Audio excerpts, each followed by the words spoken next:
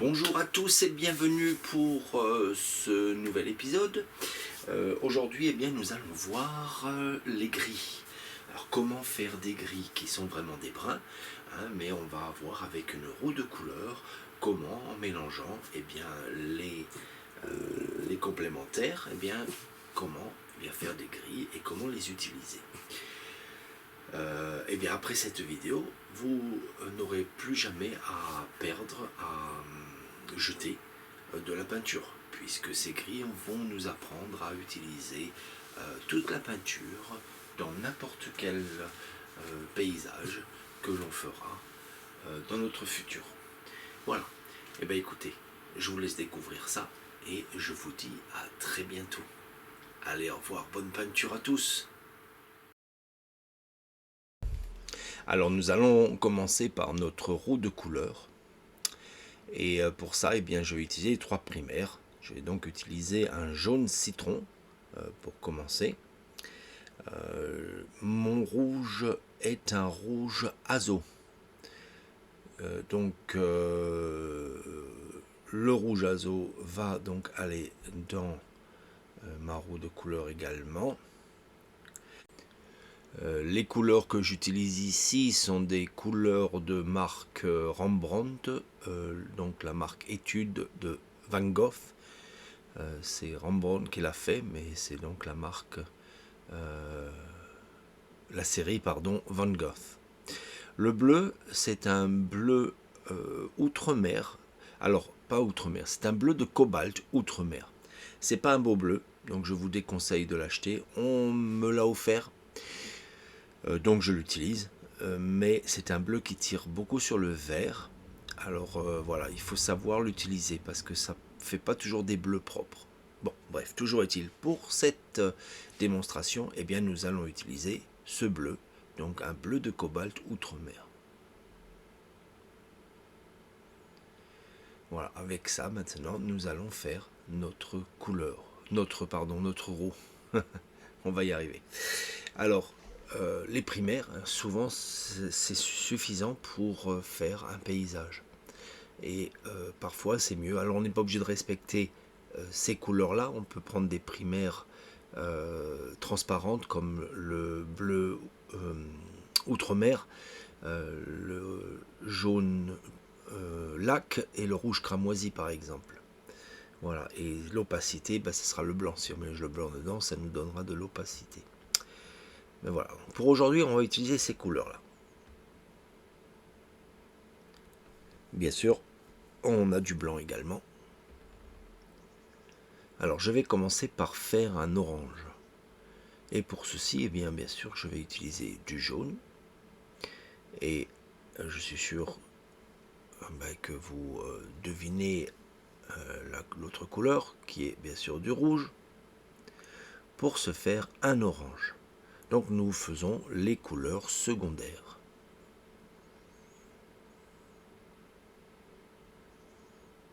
Alors vous pouvez les préparer à l'avance, les mettre sur votre palette ou les utiliser avec le pinceau lorsque vous en avez besoin.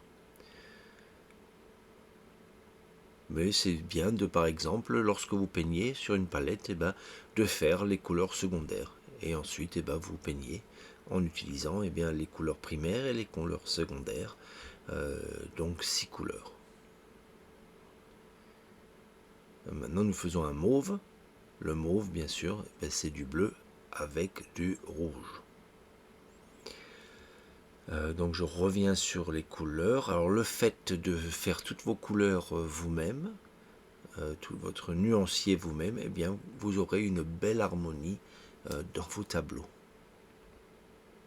Alors, si j'ajoute un petit peu de blanc, on voit ce mauve qui tire un petit peu sur le rouge. Voilà. Sinon, c'est vrai que c'est difficile de voir sans rajouter du blanc. Alors moi je le veux un tout petit peu plus bleuté pour démarrer. Un tout petit peu plus. Donc ce que je vais faire, je vais rajouter un petit peu de mon bleu cobalt outre-mer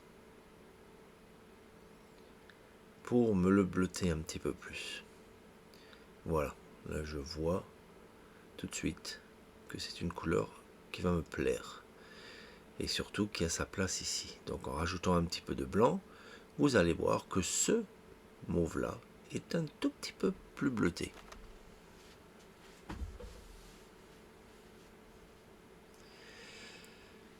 Alors, pour faire notre vert, eh bien entendu, nous allons utiliser du bleu et du jaune.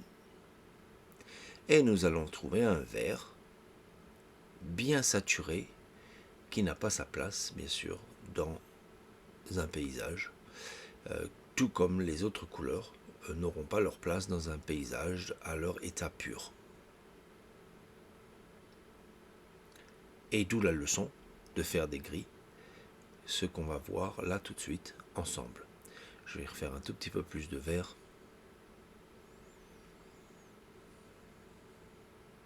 Pour la suite de l'exercice. Voilà nos couleurs primaires et nos couleurs secondaires. Maintenant, nous allons faire des couleurs tertiaires. Donc, en les intermélangeant, nous allons trouver la couleur tertiaire. Donc, en l'occurrence ici, nous allons faire un jaune-orange. Alors, nous allons ramener les couleurs orange vers donc le jaune et le jaune vers l'orange. Et ce que nous allons trouver, c'est une valeur dans ces couleurs. Et donc un jaune orangé en l'occurrence. Voilà, on ramène un peu plus de jaune là-dedans. Voilà.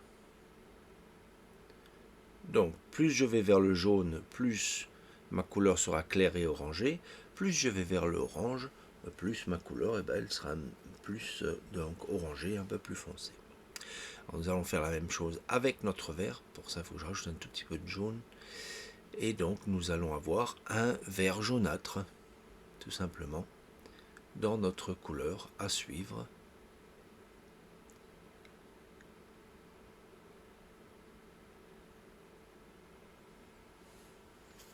Puis, la même chose avec notre bleu, et ce qui nous donne bien sûr un vert bleuté. Je tiens à dire que toutes ces couleurs sont toujours trop saturées pour un paysage. Mais c'est bien de faire l'exercice pour bien voir la multitude de couleurs que l'on peut trouver.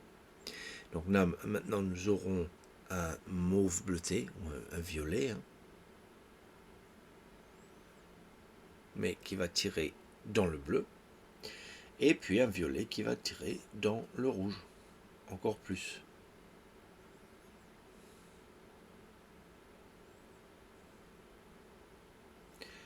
Et pour finir,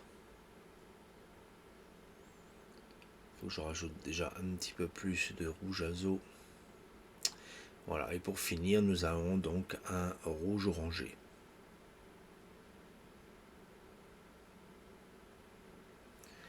Donc voilà ce qui devrait être un triangle. Ma roue de couleur. Allez, on est entre un triangle et une roue, c'est bien. On va peut-être appeler ça une triangle. Bon, bref, allez, assez blagué. Donc voilà, notre roue de couleur est achevée. Donc maintenant, je vais vous montrer en utilisant les opposés que nous allons faire des brins. Déjà, pourquoi est-ce qu'on utilise les opposés et pourquoi est-ce qu'on veut faire des brins? Vous allez voir, parce que ce vert-là, tel qu'il est, on ne peut pas l'utiliser dans un paysage. Donc pour pouvoir l'utiliser, il va falloir qu'on le transforme un petit peu. Et pour ce faire, nous allons rajouter son opposé. Alors je mets un petit peu de vert ici. Et son opposé étant le rouge, je vais aller chercher dans un tout petit peu de rouge. Et nous allons trouver, nous allons trouver un brun ou un gris. On appelle ça donc des gris. Mais ici, pour l'instant, on le désature avant de trouver ce gris.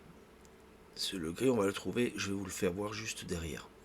Mais là, on le désature. Donc maintenant, on a un vert qui tire un petit peu au brun, un vert brun. Vous voyez, j'ai fait un petit gros plan. On va mettre un petit peu plus pour voir. J'ai un vert brun. Et donc ce vert maintenant, eh bien, je peux l'utiliser plus facilement et plus naturellement dans le paysage. Ça va me faire le départ de mon feuillage, par exemple, sombre.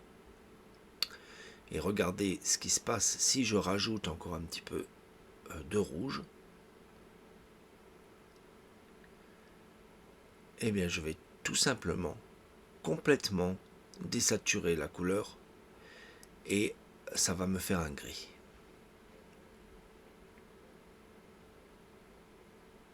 C'est pourquoi il faut faire attention lorsqu'on mélange d'en mettre petit à petit. Si on en met trop, eh bien on fait des brins et beaucoup d'entre vous disent donc qu'on fait de la boue. Hein, j'ai beaucoup d'étudiants qui me disent j'ai pas réussi à obtenir la couleur, je retrouve de la boue. Alors la boue, ce sont des brins. Donc si on en utilise trop, effectivement, eh bien on retrouve un brun.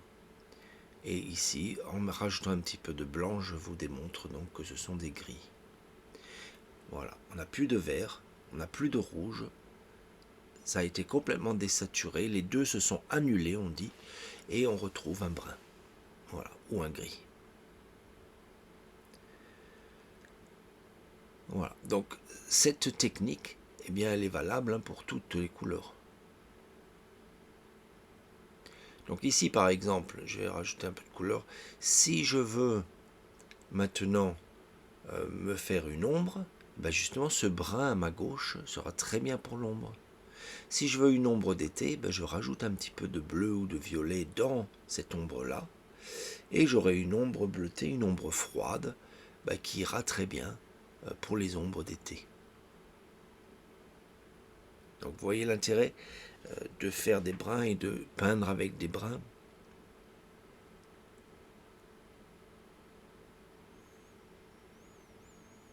Alors si... Non, déjà je vais effacer ça. Et on va se refaire. J'aurais pu faire un triangle plus grand, comme ça j'aurais pu faire tous les mélanges au milieu. Mais enfin vous allez comprendre le principe et c'est ce qui est important. Donc si maintenant je mélange par exemple le jaune et son opposé le mauve,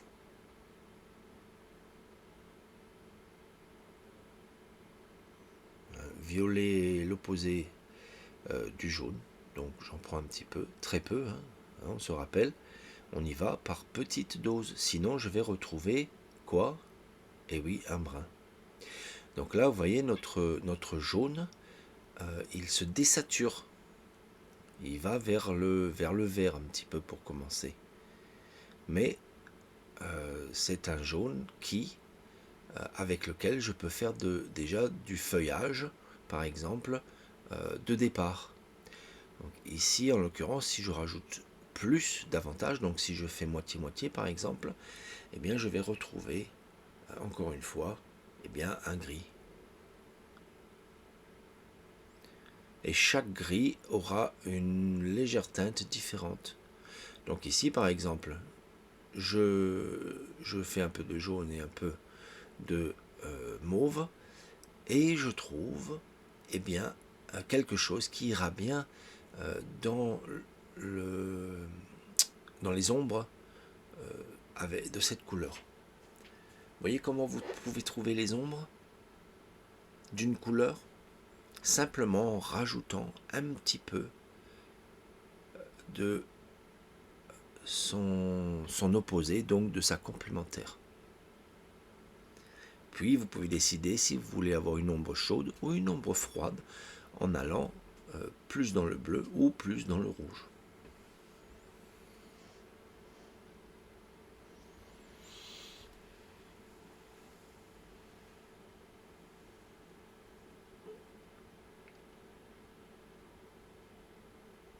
Voilà, allez, on efface.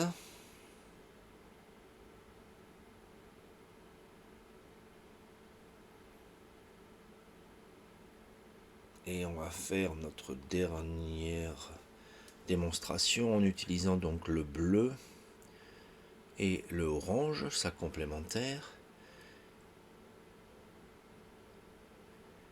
Et donc on trouve, encore une fois, eh bien, un vert foncé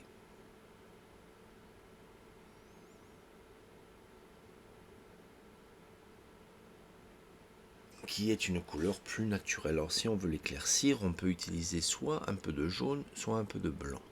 Alors traditionnellement, on va utiliser du blanc pour l'éclaircir, mais alors très très léger.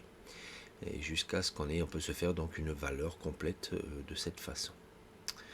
Donc maintenant, si je fais la même chose et je rajoute davantage de cet orange, eh bien je trouve quoi?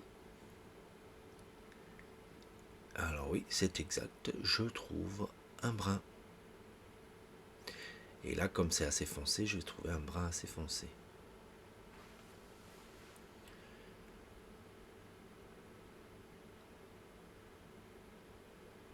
Donc, je le rappelle, les bruns, c'est ce que nous appelons les gris. Voilà, je rajoute un petit peu de blanc dedans, vous voyez, ça fait un gris. Donc, les opposés à valeur, je veux dire, à proportion à peu près égale, eh bien, s'annulent les uns les autres et deviennent des gris. Voilà. Voilà pour cette démonstration.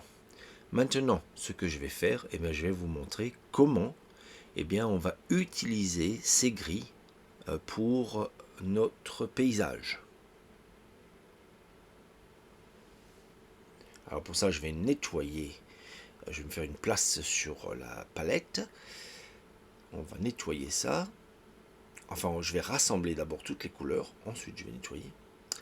On va rassembler toutes les couleurs. Alors si vous avez fini de peindre par exemple, on va se mettre dans la situation, tiens, vous avez fini de peindre, vous avez mis vos couleurs, vous avez fini de peindre, eh bien vous allez ramasser toutes vos couleurs qui vous restent et vous pouvez les mettre dans du papier film, comme un petit bonbon, vous voyez, et ça va se garder pendant des mois. Donc vous mettez tout ensemble, et devinez ce qu'on va trouver en mélangeant toutes les couleurs ensemble. Eh bien oui, vous avez bien trouvé, nous allons trouver un brun, ou un gris.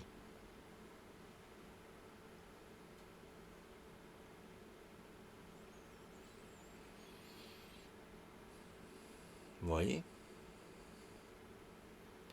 Donc maintenant qu'on a ce brun, on va se le mettre de côté. Et puis, bon, vous savez ce que c'est, hein, le papier film. Voilà, je vous le montre quand même vite fait, des fois que quelqu'un ne sache pas. Et donc avec ça, eh bien, vous pouvez vous mettre cette couleur eh bien, dans le papier film et faire, comme je disais, un bonbon. Voilà. Donc, ces valeurs, voilà, cette valeur que l'on vient de faire, que l'on a trouvé là, ce brin, eh bien maintenant on va l'utiliser. Hein. Par exemple, vous revenez sur la scène ou dans votre atelier, vous voulez peindre, et bien vous ouvrez ce petit bonbon ou vous percez un petit trou, vous pressez la peinture et vous la sortez pour peindre.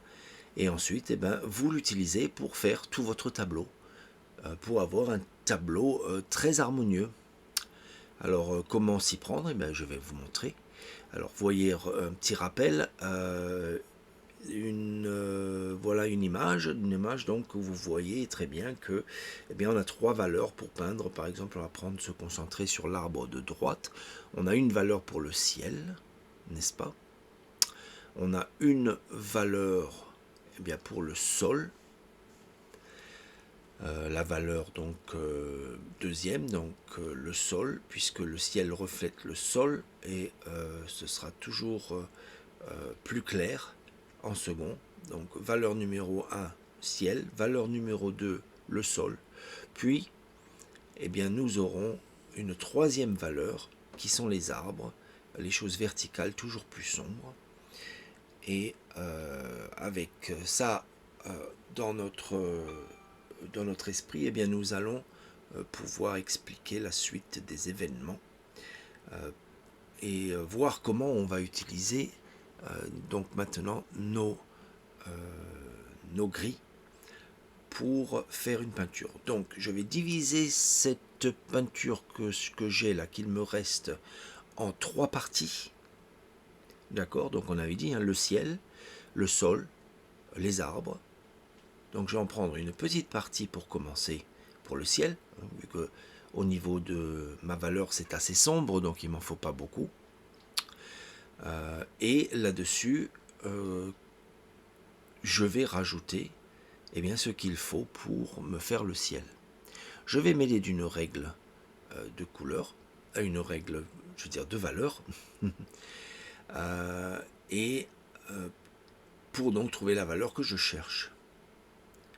Donc bien sûr, c'est trop foncé puisqu'on veut une valeur plus dans le 3, le 2 ou le 3, peu importe, pour le ciel. Donc je rajoute du blanc à ce mélange pour descendre ma valeur. Alors ces valeurs, les valeurs ça dépend, il y a des valeurs qui vont de 1 à 10, donc du noir au blanc, ou le contraire, 1 à 10 du blanc au noir. Bon, là le mien il va de 1 à 10 de noir au blanc, donc ici c'est une valeur 8 en fait qu'on se cherche. Voilà, ça prête à confusion ces valeurs parfois. Alors c'est mieux quand c'est pas numéroté, je pense. Bref, donc on cherche une valeur 7 à 8. Et je vais vouloir éclaircir encore un tout petit peu, vu que par la suite, je vais rajouter du bleu. Mais d'abord, avant de m'occuper donc du bleu, du jaune, ce qui m'éclaircit, ce qui fonce, je vais essayer de trouver la bonne valeur. Voilà. Ici, j'ai une valeur qui commence à être correcte et un bleu qui va bien aller dans mon ciel. Ça va être un bleu qui sera harmonieux avec l'ensemble des couleurs de mon tableau. Voilà, donc si je mets de ma couleur ici et que je plisse les yeux, je me rends compte que c'est un tout petit peu sombre, donc je rajoute du blanc pour l'éclaircir. Donc c'est un jeu d'aller revenir d'avant en arrière. On rajoute du bleu, on rajoute du blanc, etc. jusqu'à ce qu'on trouve la bonne valeur.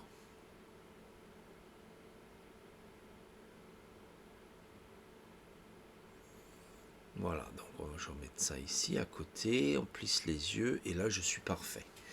Donc voilà mon ciel, la couleur pour mon ciel.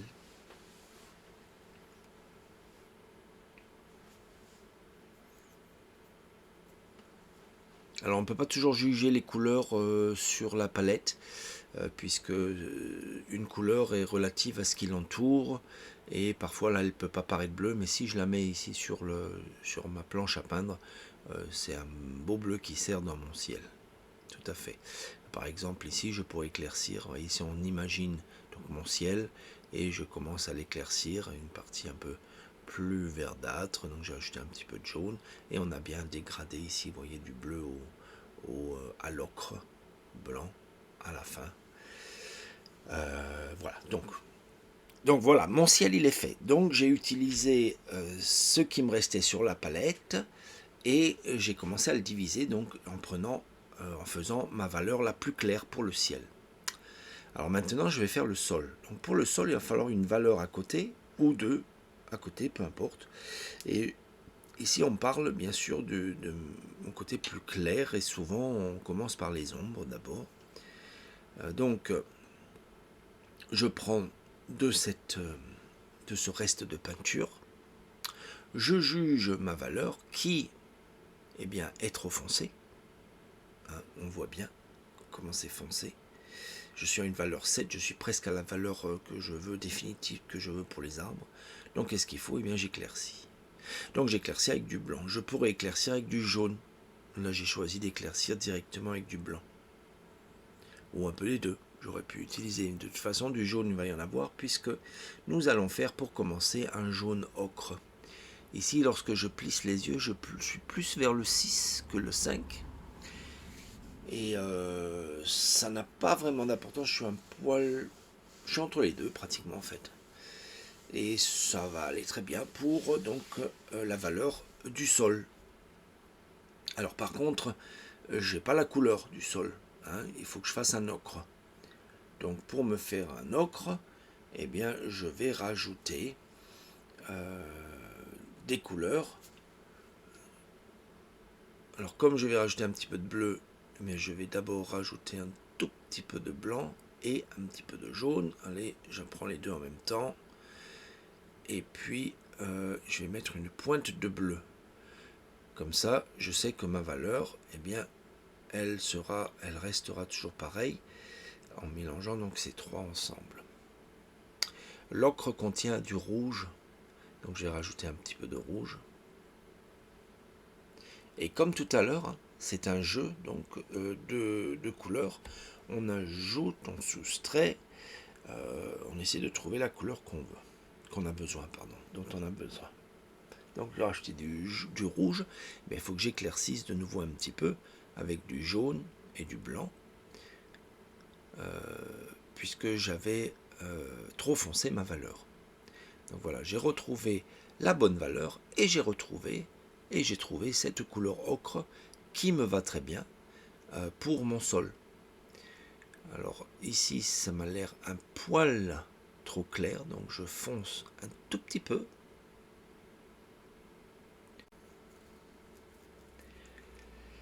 Et voilà, j'ai trouvé la couleur ocre dans la valeur que je recherche.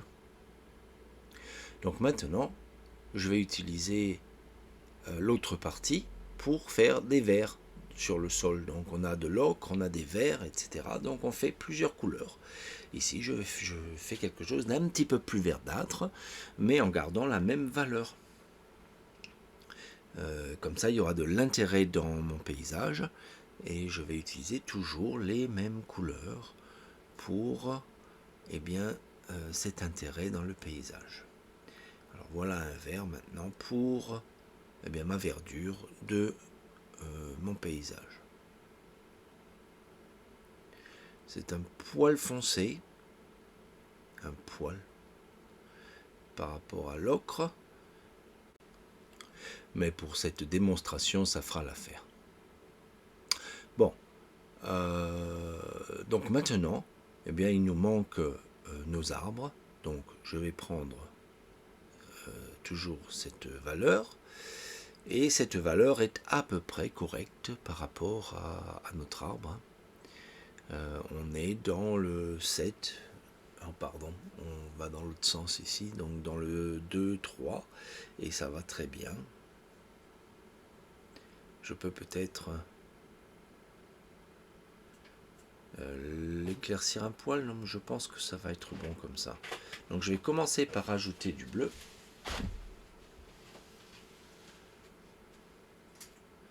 Puis bien sûr du jaune, vu que je cherche un vert foncé pour mes arbres. Je ne veux pas être trop foncé.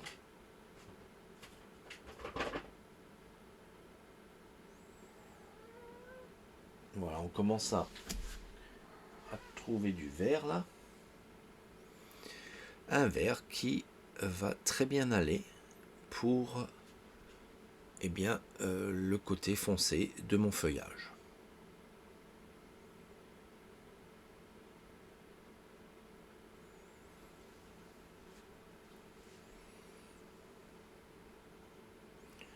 Donc on vérifie. Alors, il y a pas mal de lumière, hein, mais bon, on est bien. On est bien. Et voilà, regardez, vous voyez très bien. On voit vraiment, ça ressort. Hein, c'est la valeur qui ressort davantage par rapport donc à mon parterre, à mon verre. Ensuite, en rajoutant du jaune par exemple, ici, ça pourrait donc être la couleur du feuillage plus clair. Donc voilà, avec cette même valeur que je viens de faire, j'ai plus clair. Par contre, il faut que je reste plus foncé que le sol. Hein, et voilà, avec ce test, on voit, je suis toujours plus foncé que le sol. Donc, c'est très bien pour mon feuillage. Alors, dans le feuillage, hein, il faut que vous restiez dans la lumière du feuillage, il faut rester plus foncé que le sol, d'accord ? mis à part les parties ombragées du sol, bien sûr. Mais si là on parle de tout ce qui est illuminé, on parle donc de la lumière de nos sujets. Et bien si on fait la balance entre lumière et lumière, lumière sol, lumière arbre, eh bien il faut que dans nos lumières ce soit respecté au niveau des valeurs. Donc la valeur la plus claire c'est le sol. La lumière des arbres devra être plus foncée que la lumière du sol. Voilà. J'espère que je me suis fait comprendre. Si vous ne comprenez pas, eh bien, posez-moi des questions. Alors, donc là, on remélange tout. Hein. Je donne un dernier exemple. Voilà, j'ai fini ma peinture. Hop, je remélange tout. Je me retrouve avec une autre valeur, une valeur plus claire et différente de la dernière fois. Eh bien, c'est pas grave. Si je veux la raviver, eh ben, on va refaire exactement pareil. Il faut que je me rajoute un peu de bleu, j'en ai plus. Ce bleu, je le répète, ne l'achetez jamais. Ça ternit un petit peu les couleurs, hein, ce bleu. Voilà, donc les verts sont pas des verts super, super quoi. Bon, bref. Allez, donc, rapidement, et juste pour une valeur, on va on va raviver cette couleur et regarder, en rajoutant un petit peu de bleu et un petit peu de jaune, eh bien, je me retrouve un vert qui est très joli pour les paysages.